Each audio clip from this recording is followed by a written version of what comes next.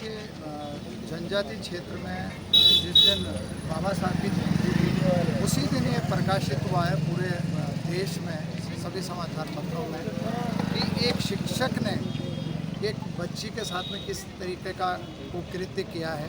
और उस शिक्षक के बारे में जब पता किया लोगों द्वारा, तो उसने 1 साल पहले भी एक लड़की के साथ में बलात्कार करने की कोशिश की थी। तो गांव में समझौता हुआ, 25,000 रुपये में समझौता हुआ लिखित।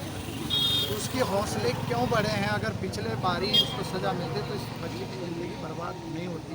तो ये बच्ची अब दर दर भटक रही है। अब देखिए, बलात्कार करने के बाद बड़े मुश्किल पुलिस ने मुकदमा दर्ज किया। जिस दिन मुकदमा दर्ज होता और कल रात तक किस तरीके का दबाव बनाया गया इस बच्ची के परिवार के ऊपर ये मुकदमा वापस लेने के लिए, ये बड़ा हैरान करने वाली बात है। और जब ये जिस दिन बाबा साहब की जयंती थी, बड़े बड़े नेता चकराता आए थे और कुछ नहीं पहुंचे थे, तब से लेकर आज तक वो खामोश है, क्योंकि ये मामला दलित बेटी से जुड़ा हुआ है। जब वोटों के लिए बात आती है तो इनके घर घर जाते हैं। ये इससे बड़ा दुर्भाग्य नहीं है कोई हो सकता है, क्योंकि ये मामला दलित लड़की से जुड़ा हुआ है। इसलिए वहाँ के भाजपा कांग्रेस के जो नेता हैं वो बिल्कुल शांत बैठे हुए हैं। लेकिन मैं धन्यवाद करना चाहता हूँ संरक्षक मंडल का, जो मेरे साथ में आए हुए हैं, पूरी टीम है, रात दिन प्रयास कर रहे हैं इस बेटी को इंसाफ दिलाने के लिए। और आज माननीय न्यायालय में इस बेटी के बयान दर्ज हुए हैं। और आपको ये भी मालूम होगा, कल तक इनकी मां को बाकायदा थाने में बिठाया गया और कहा कि दौलत कुंवर के ऊपर मुकदमा लिखवाओ कि उन्होंने जो है तुम्हारे बेटी को बंधक बना रखा है, बेटे को बंधक बना रखा है। मतलब किस तरीके का आज पुलिस प्रशासन से जब हमने शक्ति से बात करी, मन का मैं एसएसपी साहब के कार्यालय के बाद धरने पे बैठने वाला हूँ, तो मुझे सीओ साहब ने कोतवाली बुलाया और कहा कि दौलत कुंवर जी 2 घंटे का समय दीजिए, हमें 2 घंटे के अंदर हम दोषी को पकड़ लेंगे। तो अभी थोड़ी देर पहले ही जो बयान चल रहे थे बेटी के, तो मेरे को फ़ोन आता है कि हमने हल्द्वानी से गिरफ्तार कर लिया है।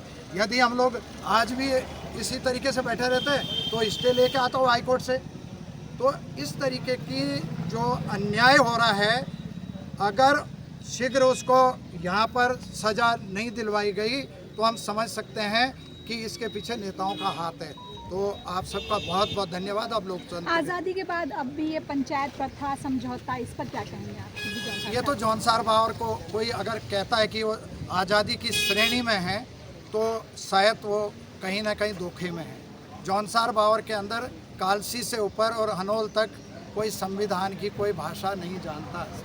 वहाँ खुमड़ी व्यवस्था है, पंचायत है, और उसी पंचायत के कर्म में इनका सामाजिक बहिष्कार हो चुका है। इनकी जो माँ किस तरीके से मुझे गालियाँ दे रही है, मुझे उस पर गुस्सा नहीं आ रहा है, उस अनपढ़ महिला पे। क्यों? क्योंकि उसे मजबूर किया जा रहा है कि उसको गालियाँ दो, तब जाके वो लाएंगे तुम्हारे बच्चों के यहाँ पे थाने में, और उसके बाद समझौता हो जाएगा। तो आप सबका बहुत बहुत धन्यवाद। ये पहला इंसाफ है वहाँ दलित लड़की के लिए, नहीं तो ना जाने कितनी बच्चियों की हस्मतें लूटी गई आज से पहले, क्योंकि मैं वहाँ से पैदा हूँ। और मुझे इस बेटी पे इसलिए गर्व है कि जिस दिन इसके साथ ये कुकृत्य हुआ, इसका स्वाभिमान देखिए कितना बड़ा इस बेटी का। इसने सुसाइड करने की कदम उठाया।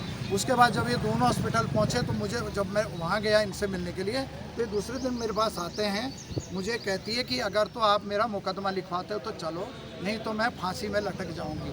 ऐसी बेटी मुझे नहीं लगता कि जौनसार बावर में कोई दूसरी होगी।